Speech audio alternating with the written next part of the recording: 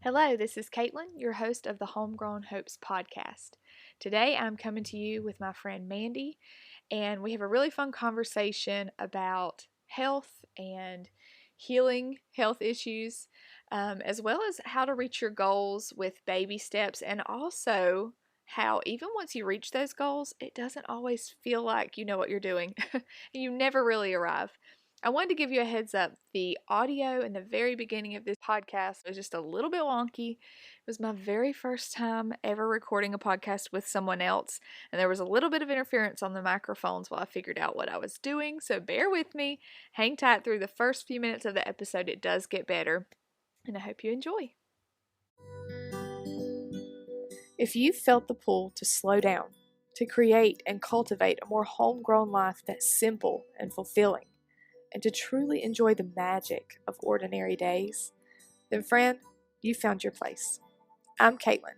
I'm a barefoot, Blue Ridge, homegrown mama, and this is the Homegrown Hopes podcast. We'll chat about everything from gardening and scratch cooking to homeschooling and motherhood.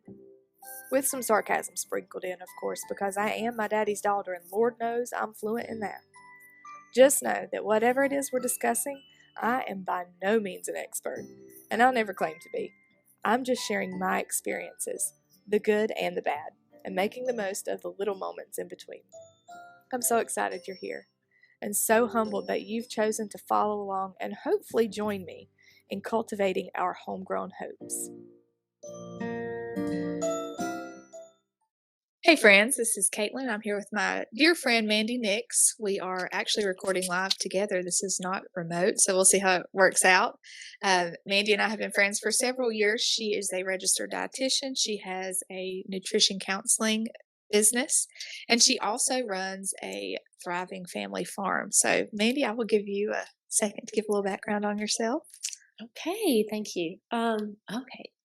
So yes, I'm a registered dietitian, and I started the practice. It's called Healing Nutrition about 4 years ago.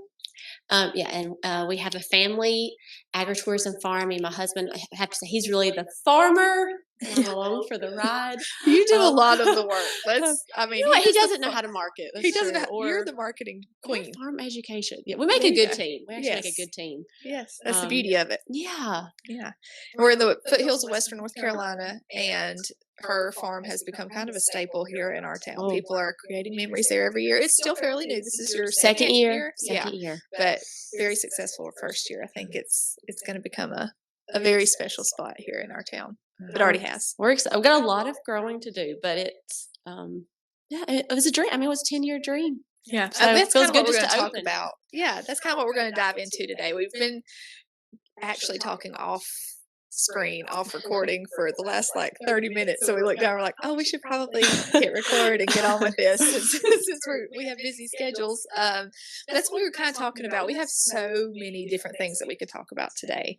And so I guess the direction that we may try to go, and I'm not saying that we won't veer down a rabbit trail, because chances are we're going to hop right down it, but just kind of talking about how to start. It's so overwhelming, whether it's homesteading or taking control of your health. We're going to do a little bit of, you can tell us your background of how you even began on this journey, and just kind of encouragement that everyone has to start somewhere. And what does that look like? So tell us how you got into nutrition. Okay, how I started with nutrition. I guess it was always kind of like the background was always there. My mom's an herbalist, so it was always ingrained. Like I remember her saying when I was younger, what you put in your body, you are what you eat. Yes. She was doing kombucha in the 90s, and she was growing that in the. So I remember mushrooms. Cool. And she was doing almond milk before. There were so many things she was doing. I'm like, gosh, that's popular today. I mean, she had the sourdough, the kombucha. I mean, in 1993. Yeah. So it was always kind of there, but too, it was the 90s, so sugar was a free for all. I mean, it was just she was an herbalist, and she was health conscious, so it kind of started young, but really, I was a kid. I think it was more of just that was her job. But I'd say in my 20s, I struggled with my weight for years. I mean, I was always overweight, and high school, and in my 20s, I struggled with weight management, but I got a diagnosis of pre-diabetes in my 20s, and I remember that Wow. scared me because my dad has diabetes, my uncle Yeah. has diabetes, my other uncle has diabetes. So that was the wake-up call, kind of. Just hearing that was like, yeah, I know I don't eat great. I started my day with Pop-Tarts every morning, but Well, to didn't we hear, all? I mean, to see where we are now, like, and my kids, bless their little hearts, they're like, "Daddy told me y'all ate Pop-Tarts when you were little." I'm like, uh-huh. well, now that we know, we know. Yeah. Once you know better, you try to do better. But And yeah, let's be honest, you can get away with more as a child. Like, you have the health effects of eating unhealthy. It takes years and years and years to see that. right. Mine really started early, 20s to start having insulin resistance issues is actually pretty young. So mine, Yeah. so that was a wake up call. And weight management aside, I mean, it was more of like, I'm going to end up like my family, Yeah. a diabetic. So that was a scare and really got my brain turning like, maybe what I eat matters. Oh, go figure. And I was like, maybe I shouldn't have Pop-Tarts for breakfast. I mean, I just remember thinking like, okay, so maybe I should look at that. Yeah. So that started like nutrition journey. It's like I just started small, like thinking, what I eat must matter. Now I was not doing, I wasn't growing my own food then or dabbling in sourdough. Right. That wasn't even on my radar. It was Right. just, I probably should start looking at labels and maybe I shouldn't eat so much sugar. So it just Yeah. started there of Yeah. like trying to be aware of and then it just grew and go like, Right. of just. Well, I think that's kind of what we were talking about before is to see where you are now. I mean, you own a nutrition consulting business. You grow your own food. You raise chickens for eggs. She has a dairy cow. Like she is so cool. That's very kind because it doesn't feel cool, but doesn't feel cool when you're out there milking, does it? 6 a.m. in the morning. Yeah, the things you don't see on the screen. But all that to say, like, you started off not where you're at. Like, you have to start somewhere. And I think that, for me anyway, even at the point that I'm at in my journey, we are inundated with seeing people's end result. We're inundated with seeing their highlight reel and where they are now. And there's not a lot of background. Some people are really good at sharing that. And I strive to be one of those people that, shares, this is how I'm struggling today, but it's not always the fun side of it. And so I think for me anyway, like when I log in and I'm looking at reels, sometimes it can be really, really inspiring. And sometimes it can be really just depressing to me. Yes. I'm like, well, I'm not there. And so I think it's encouraging, especially to hear your stories. Like, you have to start somewhere. You're not gonna, and you said this was over 10 years ago. And it's, I think it's easy too to see, like, I think of like the HGTV shows where it's a quick flip over the weekend. And you see that on Instagram so often. Like, it's, here was me 2 years ago and here's me now. But what you don't see is the journey in between. And so I think that's what we're going to kind of talk about a little bit. And this season of Homegrown Hopes is brought to you by the Holistic Homestead Conference. Have you ever dreamed of slowing down and becoming more intentional? Of not relying so heavily on the grocery store, but instead honing the skills to grow and preserve your own food and medicine? Have you yearned for a simpler way of life and a community to learn alongside? Then the Holistic Homestead Conference is for you. Nestled in the foothills of western North Carolina at Henry River Farms, this conference is a way to learn real-life homesteading skills in person and hands-on. We have a lineup of classes including functional medicine, home canning, family dairy, gardening, natural living, and so much more. And did I mention the farm-to-table lunch? VIP ticket holders will get to sit down with all of the instructors and enjoy a lunch prepared by a local chef, and it includes a hog that was actually raised on the farm where the conference is hosted. It doesn't get any fresher than this. Be sure to grab your VIP tickets now because space at the table is limited, but we would love to have you there with us. If you're interested in learning more about the Holistic Homestead Conference and getting your ticket for not just the classes, but also our delicious farm-to-table lunch, then visit www.holistichomesteadconference.com or visit the link in our show notes and use code HOMEGROWN15 for 15% off of your ticket. There. So you started out, you had a health scare, and that kind of got your mind thinking about it. Yes. And so I went to school. I decided okay, I started getting very passionate about nutrition. And then I thought, I think I really like this. And that's when I went to school to become a dietitian. And then the journey continued, and really, I guess going back to my, growing up under a herbalist, I really started getting passionate about the functional side of nutrition. Like I worked in a hospital I worked in the health department, the hospital as a dietitian, and I have to admit, I never loved any of it. Right. It just didn't feel like it didn't fit for you. No, I always I dreamed of having a practice, but that's scary. There's no security in that. So the medical dietitian world was hard for me because the passion of just functional nutrition, having that herbalism background. Yeah. Well, I think for me too, something that people probably don't know about me is I went to nursing school. I have an LPN license that I'm not a practicing nurse, but that was one of the things. And I think, you can use it as limiting belief, but it did not feel like a good fit for me. I really struggled with, when you're in a room with someone and you see the effects of their choices, and not everything is a choice, but some of them are. I really struggle to say, well, here's a pill. This will be your quick fix, when I know it's not always easy. And this may be a rabbit trail that we're going down, so we'll steer back in. But I can totally understand where you're coming from, that once not to say that everything, Western medicine is bad by any means, it's a blessing, but it was really a struggle for me to feel like that was where I belonged.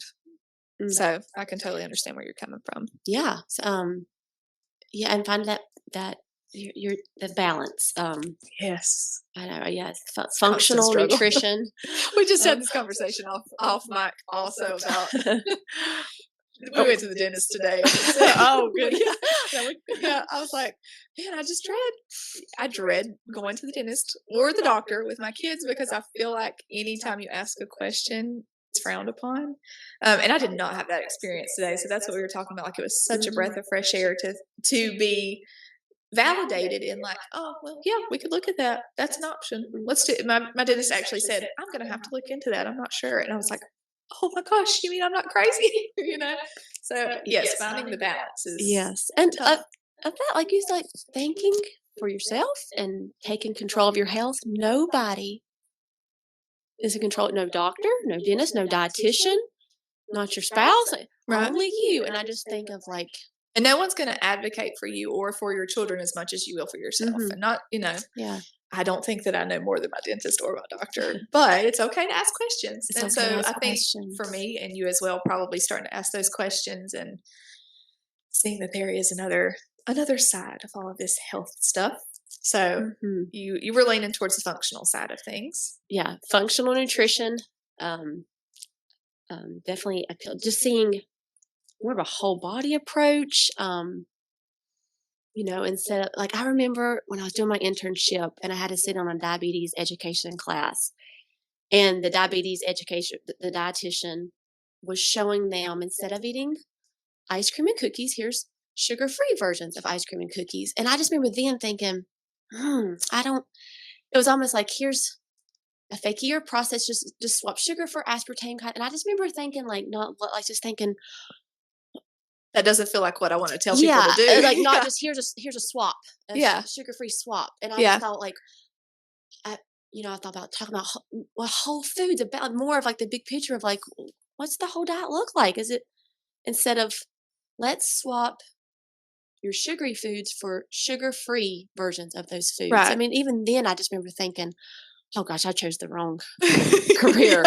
And you're right, there's a balance. I'm not saying I don't eat sugar. I'd be a hypocrite if I say that. No, I mean, Mandy and I are very close friends off of the podcast. We raise our children together. She saw me give my kid candy yesterday. And it's just, I remember being that mom. It was healthy candy from the healthy grocery store in town, but it was still candy. And I have been the extreme of that before. I'm like, absolutely not. You can have a prune. But you Like, gotta pick my your poor battles. Dude, I was before I had kids. I remember thinking my kid will never touch sugar, and we are gonna eat clean, Yeah. And oh man, Yeah, was that a wake up call for our yeah. kids? Yeah, Of they've like, got a different idea about what they want to eat, don't they? yes, Turns out they're their own people and they have an opinion on it. and sugar's very addictive. It It's very, very addictive, is. and you It just is. gotta Everything within moderation. There's that everything in balance thing moderation. again. But So taking more control, like so in our home, it's like we love to like baking cookies with real sugar. yeah, I'm not saying, but yeah. like it's 6 ingredients instead of like just All the if you go, preservatives. yeah, like if you Yeah. go to the pantry, is there Oreos, snack cakes, cookies? Like 20-year-old version, there wasn't me. There was, but now I just think like just making cookies from scratch is so empowering. Like Yeah. just that move. When I think of like a homesteading kind of lifestyle, Yeah. And I think just, something that comes to mind, and I mentioned this in my previous episode, is being intentional.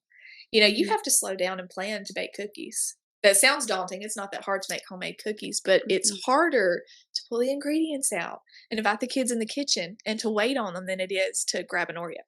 yeah. And so I think really being intentional with how you feed your body and where you spend your time, that I think that encompasses a ton of things.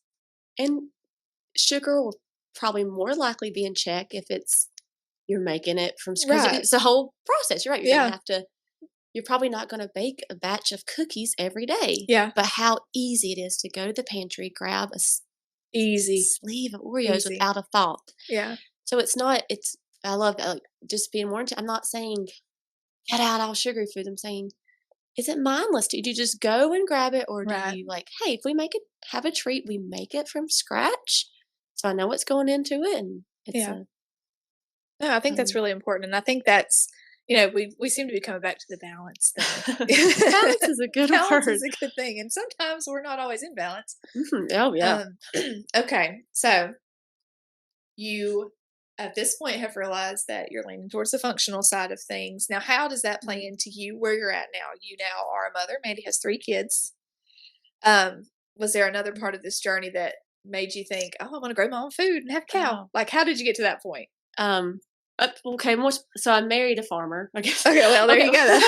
That would help. But, no, to see his journey, we'll talk about that too. He told me when we were dating he wanted to be a farmer, and I remember thinking, that's cute. Okay. All right, buddy. So he wasn't a farmer or a whole 10 years of marriage. He worked construction. But it was always a dream because he grew up around apple orchards. His dad was a Christmas tree farmer, so he always wanted to do that. I never thought we were going to be farming. Never. Yeah. He said he wanted to. Right. Okay, So, cool. But he started finding, he finally took the plunge of like, he wanted to always have like an agritourism farm because, and he's from Hendersonville and they have a lot of apple orchards there, the tractor rides. I mean, that was one of his first jobs was on his cousin's agritourism apple orchard. So that was very, like that was kind of farming he envisioned because he knew that was kind of how you could have both, how you could support your family but also grow your own food. It was kind of, I think, a way because to it's a have hard those. balance to find, It's hard especially we don't live in the Midwest. We don't have thousands of acres to farm corn. You kind of have to make that dream fit your reality a little bit. Yeah. So that, but okay, back to what was the question? I don't know. No, I think I was just asking, like, how did you jump from you are in school at this point and realizing that you're leaning towards a more functional route to fast forward where you are today? Like, what did that process look like? It was baby steps, right? You didn't just one day wake up and say, we're buying a farm and a cow and we're going to grow everything and make it from scratch. And it didn't happen overnight. No, definitely didn't happen overnight. It definitely, it started with chickens. Anybody gets chickens? The gateway. Yeah, we were like, we had an acre. I don't know if it was acre land, acre land. And I just remember thinking, well, it'd be nice to have eggs. Just have eggs. Yeah. And so we got a couple of chickens. And that was the extent of, and it just grew of like, I know it sounds silly, but it is empowering to go out to the chicken coop and get absolutely. eggs. Absolutely. Like when I'm walking out through there and I've got my little egg basket and it's not as glamorous as it looks. Half the time I'm in like mud pits with poop on them. But it's just so nice to feel like when we sit down to a meal at the table, this doesn't always happen by any means. I still shop at Aldi sometimes. Like it's not all from us. And that's another thing we'll touch on is you can't be completely self-sustainable. But when we sit down to the table and it is an egg from our backyard chickens and sausage from the hog that we raise and sourdough that I baked in the kitchen, I'm like, oh, this is it. I have arrived. This is what it means to be an adult. Yes. I But mean, it didn't happen overnight. Yeah. And still doesn't happen every single day, even though that happens a lot more often than it used to.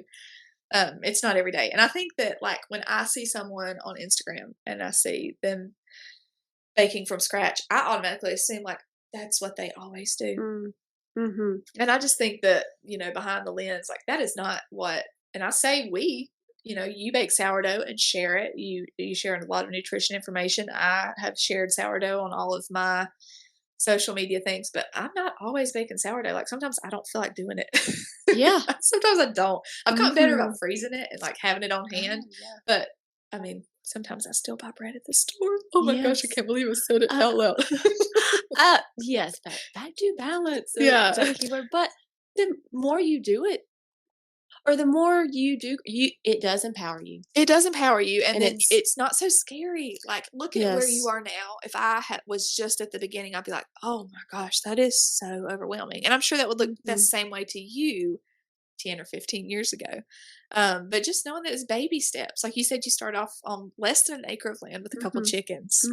We start off with a handful of, when we started off, we were moving a lot with my husband's job. We were in our younger years having to move pretty frequently, and renting and everything. Well, our first garden, I'll talk about that in another episode, that was in ground, but for the most part, everything was in containers. Like, I can remember growing a tomato plant on my back patio, and I was so excited. Like, we had tomato sandwiches, and I was like, sit down. I've got the good china from the wedding. Here is a homegrown tomato sandwich. And it was such a big deal. And, like, now I have so many tomatoes, I end up throwing them to the chickens half the time. I hate to admit that, but I don't always get them processed in time. But, like, that was a big deal. And you have to start somewhere. So I think it's really encouraging to know that where you are now, that's where you began. Yeah. You had a couple chickens. And then what happened? And like I said, start somewhere. Start somewhere. Yeah. But it will empower you to, for me, is the nutrition side always appealed to me.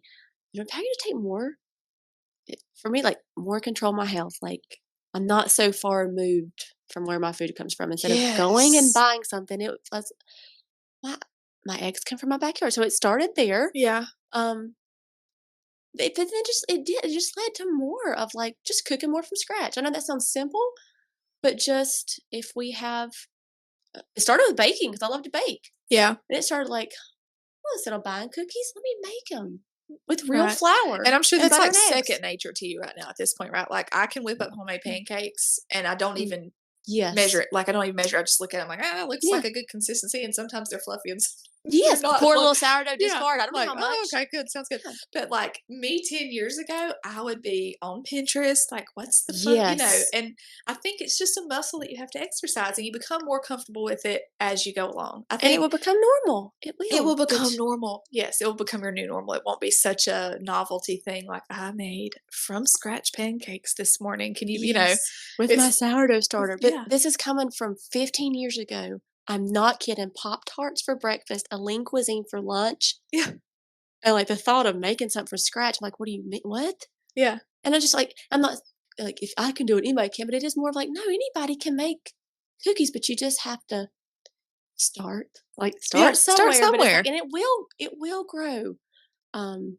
So, yes. Okay. So, started with chickens. It usually does.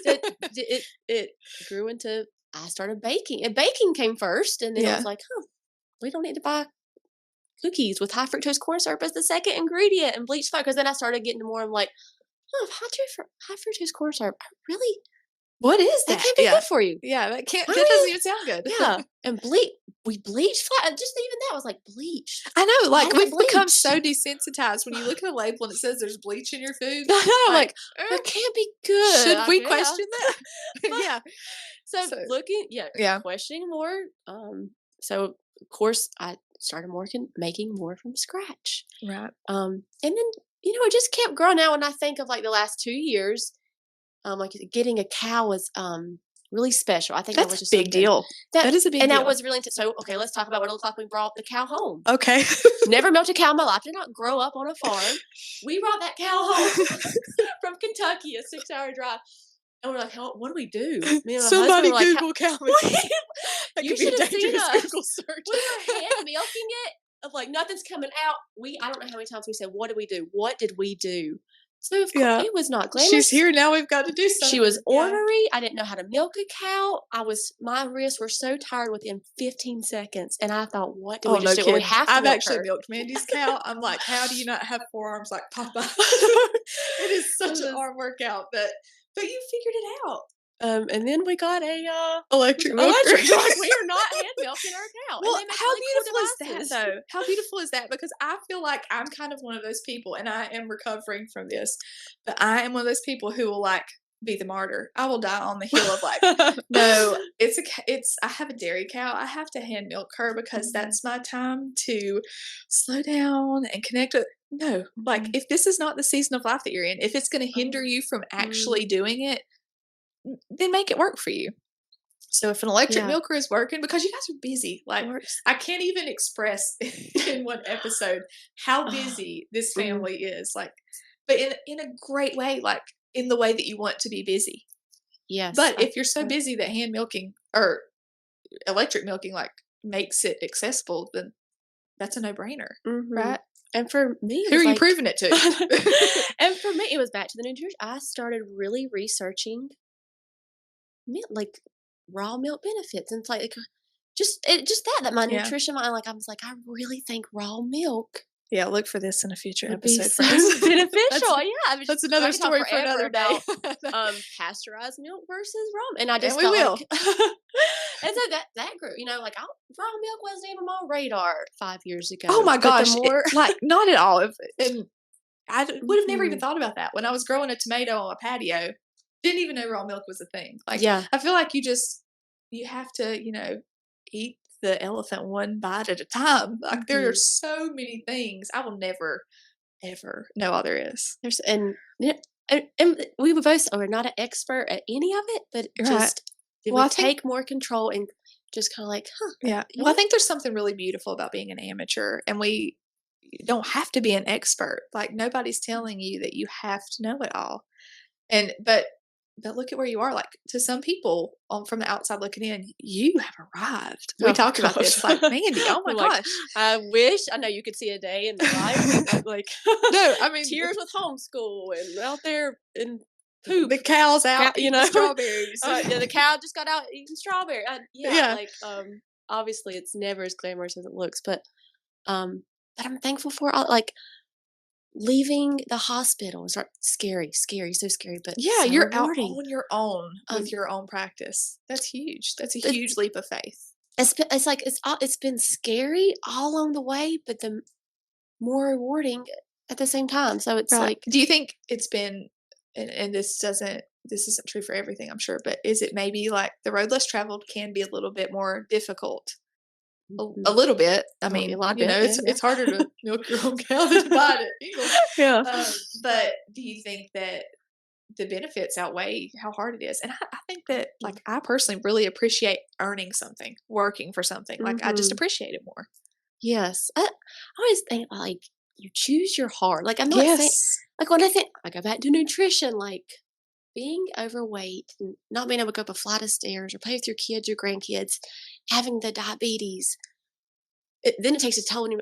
That is hard. That's really hard. It's really hard. And I think, is it hard to maybe, like, prep your food, put a chicken in the crock pot, choose water over soda that's so addictive? And I was addicted to soda. Never like, I think both are hard.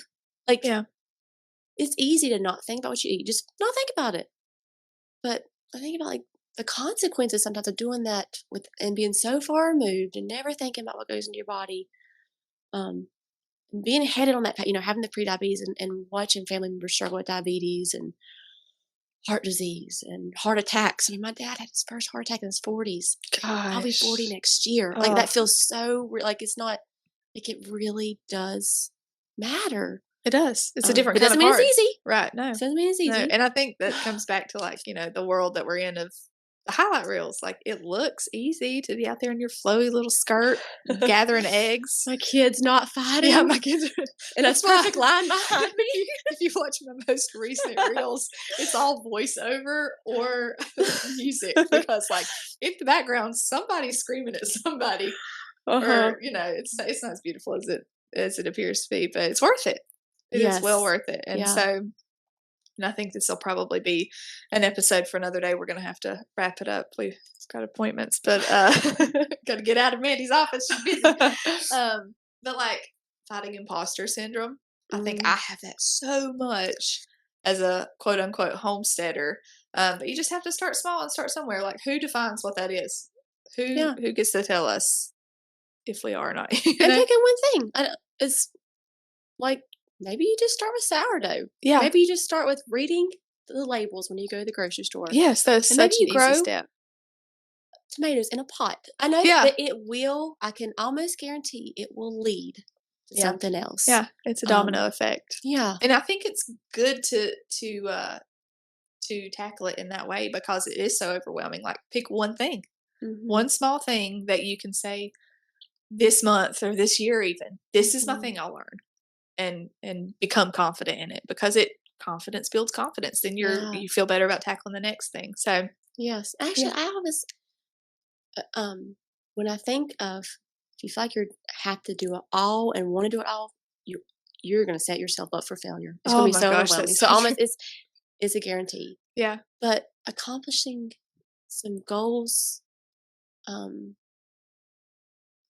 It builds momentum to the long term. It builds that motivation. Like, I made bread rise with sourdough. Yeah. It's empowering. And okay, what else can Yeah. So yes, when I think we both started, and everybody has their what motivated you to start. I mean, mine seriously was like pre-diabetes. What? Yeah. I'm young. This can't be. I know.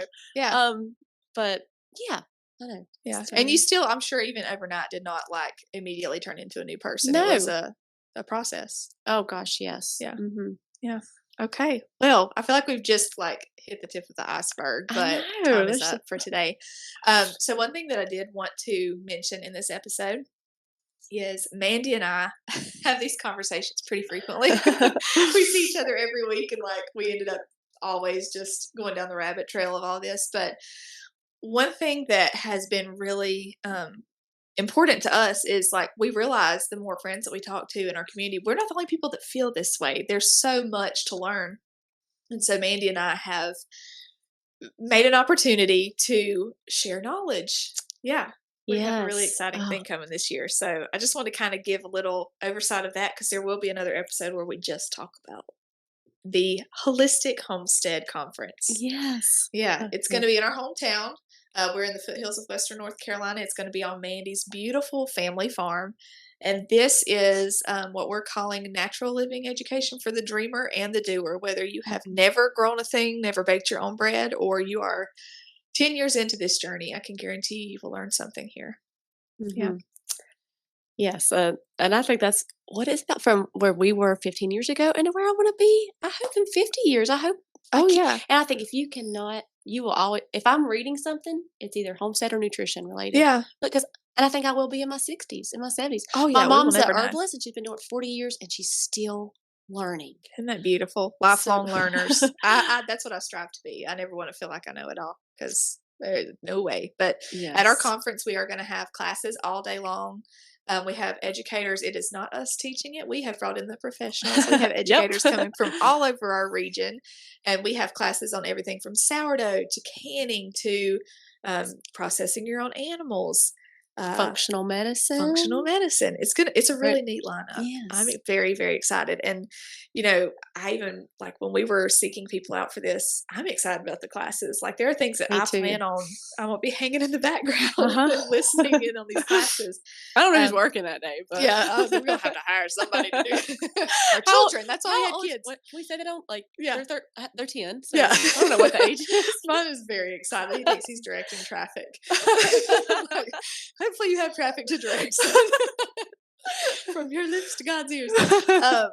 But so we will have all of these classes. We're going to have incredible vendors set up with very specific goods and services that pertain to this lifestyle. And we also have an amazing chef who's going to be cooking a farm to table lunch. So if you are interested, if you're, I guess, anywhere in the Southeast, if you want to travel, or you can come from wherever, we would love to have you here in North Carolina. But we are, the website is holistichomesteadconference.com. There is more information on all of the classes offered, our social media platforms, and then you can also purchase your tickets there. Yeah. And so we're very, very excited about this. We're going to talk about more in the future, but thank you, Mandy. Yes, well, thanks for having me. That was fun. That was fun. We actually just, hit record on the conversations that we usually have. Anyway, that worked out really well. So anyway, we will definitely be hearing from Mandy in the future. We're going to, like I said, dive into this conference more in depth and probably a lot more things, because she says she's no expert, but she more than the average. I'm definitely not. Anyway, well, thank you so much for listening today, friends. And we hope you will subscribe, give a good rating to this podcast. I mentioned in the last episode, if you think I deserve 5 stars, I would so appreciate that. If you don't, please don't say anything. But we will talk to you soon. We hope you have a wonderful week.